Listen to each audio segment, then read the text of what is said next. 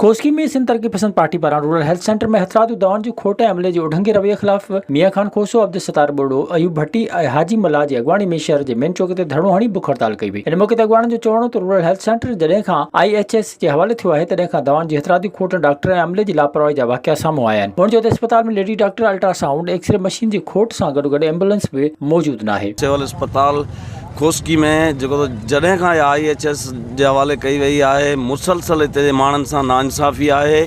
हिते 5 रुपए वारो जेको सुरंज आहे उहो बि जेको बाज़ार मां थो वठिणो पवे। इन करे असां मुतालबो था करियूं जेको वज़ीर आला सिंध खां, DC बदीन खां त फिल फौरन जेको नोटिस वठी हिते जा जेके ग़रीब माण्हू आहिनि उन्हनि सां इंसाफ़ कयो वञे। ग़रीब आवाम सां जेको ज़ुल्म आहे उन जे ख़िलाफ़ आहे।